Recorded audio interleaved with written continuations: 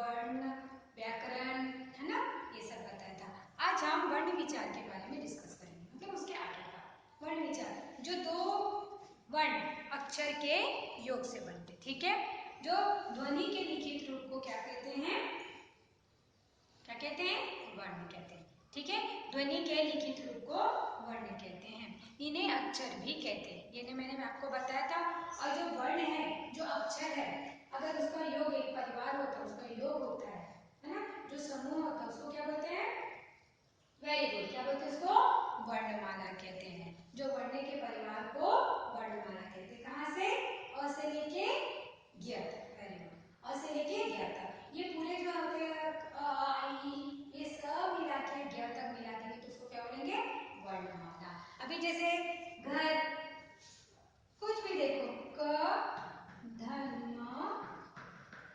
कम, ये क्या हो जा रहा है, ये वर्ण हो जा रहा है, ये अक्षर हो जा रहा है, और ये ओ योग हो रहा है उसका, है ना। हम दोनों मिला के क्या लिख रहे हैं, कम, तो ये क्या हो जाएगा, हाँ, ये क्या हो जाएगा, वर्ण हो जाएगा। इसके मेल की रचना कहते हैं, वर्णों के ये मेल को हम रचना कहते हैं। तो शब्दों के मेल से बनते हैं जो, उसे क्या कहते हैं, शब्दों के मेल से जो बनते हैं उसे क्या कहते हैं, वाक्य बनते हैं। शब्दों के मेल से वाक्य बनते हैं। अब मैंने जब आपको बताया था कि वर्ण के दो प्रकार होते हैं, ठीक है, कौन कौन से हैं,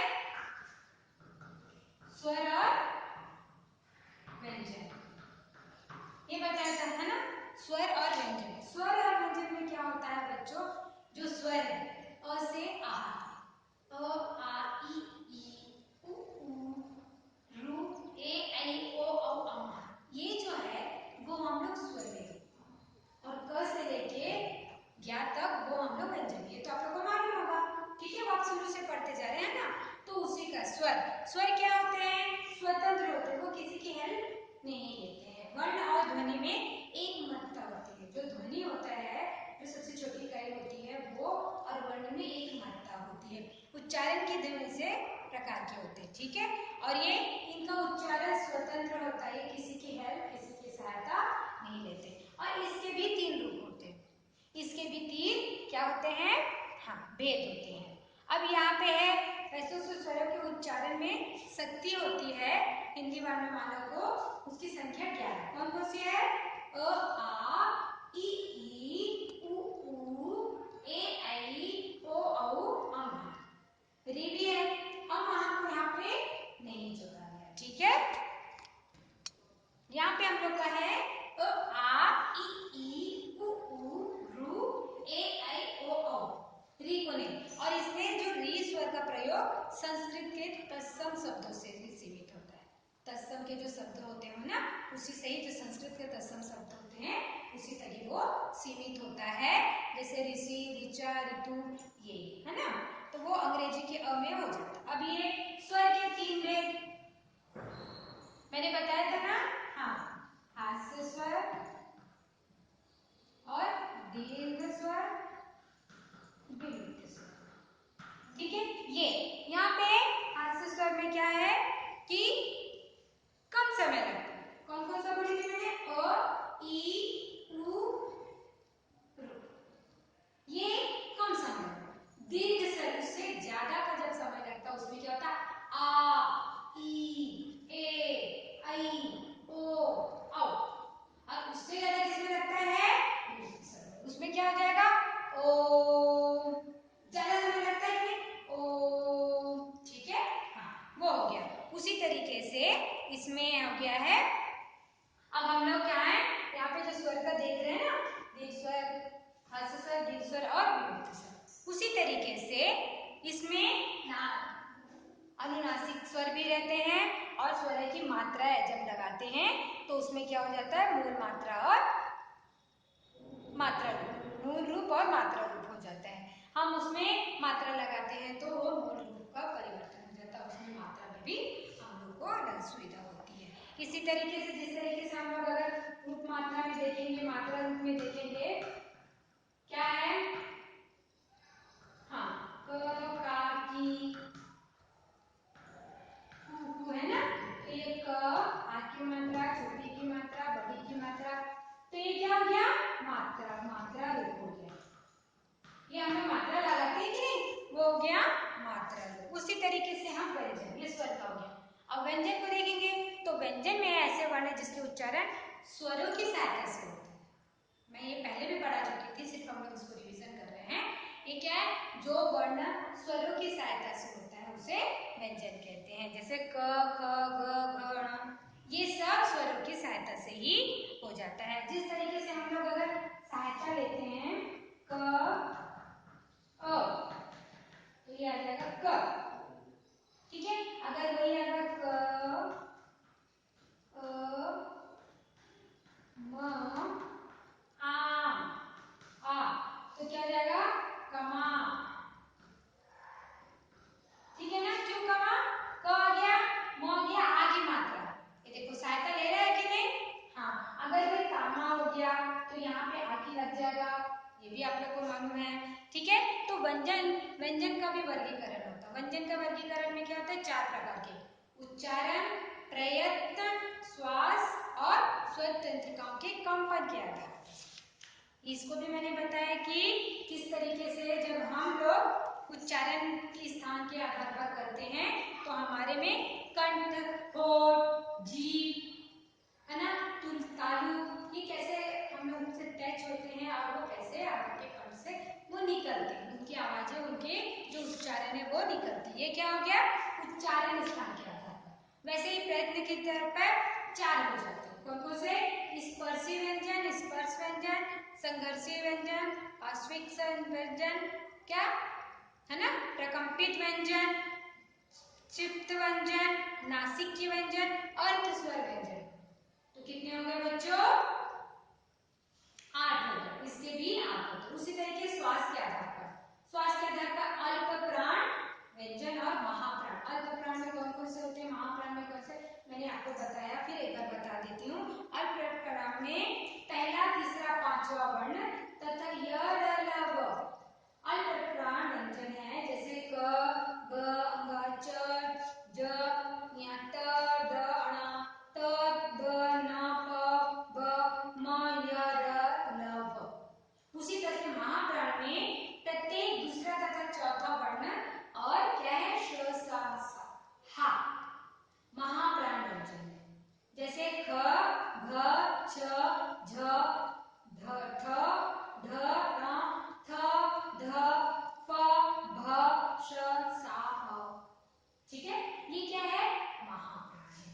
उसी तरीके से स्वर तंत्रों के कंपन पर संघोष व्यंजन और असंघोष, उसमें क्या होता है, प्रत्येक वर्ण का तीसरा, चौथा और पांचवा वर्ण य, र, ल, व, ह संयोग वर्ण है। और अघोष व्यंजन में जिन वर्णों के उच्चारण में स्वर तंत्रिकाओं में कंपन नहीं होता वे अघोष है। जैसे प्रत्येक वर्ण का प्रथम और द्वितीय वर्ण तथा ससहज क्या है, उसका अघोष वर्ण है, ठीक है बच्चों। ये यहाँ पे जैसे अगर पूछा जाएगा भाषा की सबसे छोटी इकाई, वेरी गुड, ध्वनि होती है ना, तो ये आप लोग कर लेंगे। हास्य स्वर में कौन कौन से वर्ण आते हैं, दीर्घ स्वर में कौन कौन से वर्ण आते हैं, ये अगर पूछा जाएगा। और अग्रस्वर व्यंजन कौन से हैं, थ और व है। संघोष और अघोष, है ना, ध्वनि के उदाहरण देके समझाइए। ये आप लोगों को मैंने दिखाया है, बताया है और अभी भी एक बार रिपीट हुआ है। उसी तरीके से उच्चारण और वर्तनी, उच्चारण और वर्तनी में जिस तरीके से हम उच्चारण करेंगे हमारे वही का अर्थ निकलेगा, ठीक है ना। उसी में से हम लोग देखते हैं कि किस तरीके से जब उच्चारण करते हैं तो उसको वहां पे होता है। एक से अधिक अक्षर वाले शब्दों के बीच में आ जाने के बाद में उसका उच्चारण किस तरीके से होता है। अगर कोई अक्षर के पहले अगर कोई शब्द का अक्षर आ जाए तो उसका उच्चारण कैसे होता है, ये लेसन में हम लोगों ने पढ़ा, ठीक है बच्चों। और उसी में ही हम लोगों ने देखा था कि संयुक्त अक्षर किसे कहते हैं, आप लोगों को मालूम है ना, छ, त्र, झ और य, ये क्या है, संयुक्त अक्षर। उसी में हमें क में छ जोड़ेंगे तो छ बनता है, त में र जोड़ेंगे तो त्र बनता है, ज में य जोड़ेंगे तो ज्ञ बनता है, श में र जोड़ेंगे तो श। ये आप लोगों को मैंने बताया है इसमें संयुक्त अक्षर स्वर में, ठीक है ना। और उसी के बाद में हम लोग नासिक के वर्णों का वर्ण संयोग किस तरीके से होता है, किस वर्ग में, क वर्ग में क्या क्या होता है, क, ख, ग, घ, ण, है ना। और त वर्ग में क्या आता है, प वर्ग में क्या आता है, ये सब आपको उसी में ही जो सामने आता है वो आपको आ जाएगा। अनुस्वार और अनुनासिक, आप लोग को यहाँ पे जो अगर चिन्ह दिखते हैं वो चिन्ह देख के को भी आपको पहचान जाना पड़ेगा कि ये कौन सा चिन्ह है। ठीक है, ये कौन सा चिन्ह आपको यहाँ पे दिख रहा है, ये कौन सा चिन्ह है, ये चिन्ह को क्या बोलते हैं, ये चिन्ह को क्या बोलते हैं, ये चिन्ह को क्या बोलते हैं, ये चिन्ह को क्या बोलते हैं, ये आपको मालूम होना चाहिए और मालूम है। ठीक है ना, मालूम है यहाँ पे। ठीक है, उसी तरीके से अशुद्ध रूप में हम लिखते हैं तो उसको शुद्ध रूप में कैसे लिखना है वो भी आप लोग को मालूम है। ठीक है, हाँ। उसके बाद में विसर्ग कहाँ लगता है, एक है वर्ण और अक्षर। वर्ण और अक्षर में जो व्याकरण के अर्थ का वर्ण है वो थोड़ा भिन्न होता है। ठीक है, व्याकरण का वर्ण होता है वो थोड़ा भिन्न होता है। अक्षर उस ध्वनि समूह का नाम है जिसका उच्चारण एक प्रयत्न में अथवा एक सांस में होता है, एक प्रयत्न में या एक सांस में होता है। वो अक्षरों का निर्माण स्वरों की सहायता से ही होता है। एक अक्षर में स्वर सिर्फ एक होगा लेकिन व्यंजन एक से अधिक हो सकते हैं, जैसे स्नान, स्थान, अन्यम, है न कभी अलग अलग स्थान होता तो उसका वो हो जाता है। जिस तरीके से स्थान, हाँ, स्नान और अन्य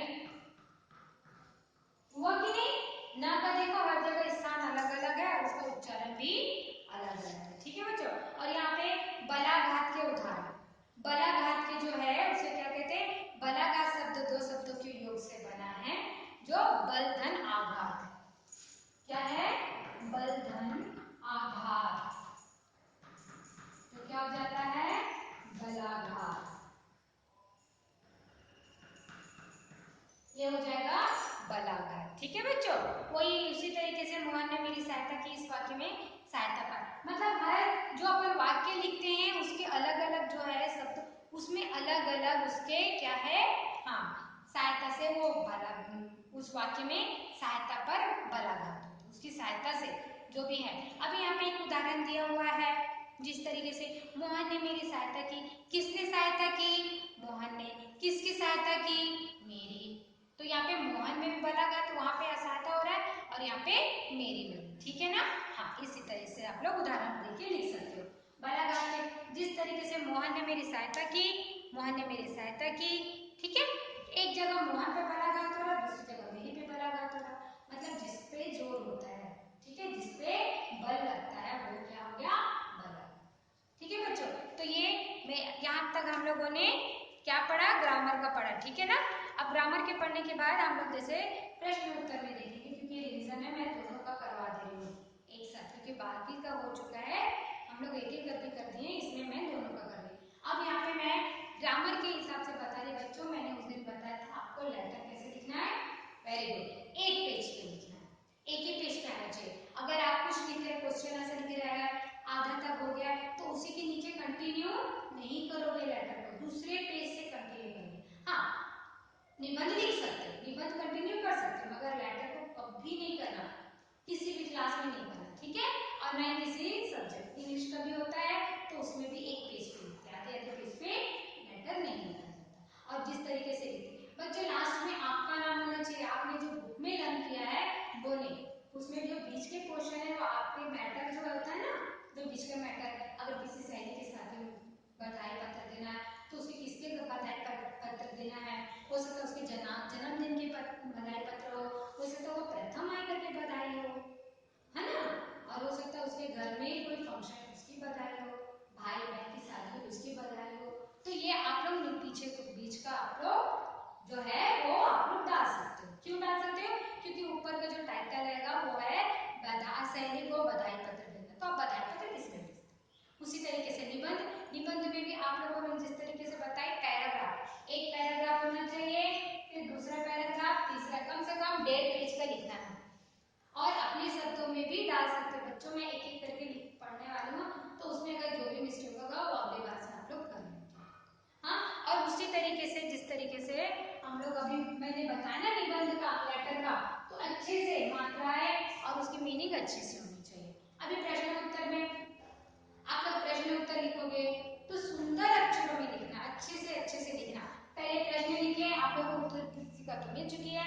पहले प्रश्न लिखोगे, ये नहीं कि प्रश्न एक डाले हो और प्रश्न लिख रहे हो दूसरा, ऐसा मत करना। प्रश्न एक है तो उसका प्रश्न एक लिखोगे और यहाँ पे उत्तर लिखोगे, ठीक है, उसी का उत्तर लिखोगे। पूरे पूरे शब्दों में लिखोगे तुम्हारा नाम क्या है, तो सिर्फ नाम मत लिखना। मेरा नाम ये है, जो भी नाम रहेगा, मेरा नाम राजू है, मेरा नाम रूपा है, ऐसे सिर्फ राजू या रूपा लिखोगे, मैं हाफ मार्क्स दूंगी। एट्थ में अब तो पूरे के पूरे सेंटेंस देंगे। जैसे एक है ना अपन का जैसे क्वेश्चन है, गिरगिट कहाँ रहता था, घने जंगल में। नहीं, गिरगिट घने जंगल में एक घने पेड़ के नीचे रहता था, ये पूरा लिखोगे। गिरगिट किसका रंग था, कोई रंग नहीं, मैं हाथ मार दूंगी, गिरगिट का कोई एक रंग नहीं था, पूरा का पूरा सेंटेंस में लिखोगे। ठीक है बच्चों, उसी तरीके से मैं यहाँ पे समास विधेय के नाम और समास विधेय थे, आप लोग अच्छे से पढ़ लेना, क्योंकि मैंने रिवीजन करा दिया, 2-3 बार करा दिया, पेपर जो आएगा उस तरीके से मैंने करा दिया है ना, समास विधेय और उसके ये। और अगर उसके बाद में भी कभी भी जब लिखोगे मात्राएं अच्छे से इतना सुंदर राइटिंग, हाँ पेपर देना फटाफट लिख के दे दी, एक टेंशन दूर, ऐसा नहीं, किसी भी सब्जेक्ट का अच्छे से करोगे। और यहाँ पे हिंदी का मात्रा का बड़ा ध्यान दोगे,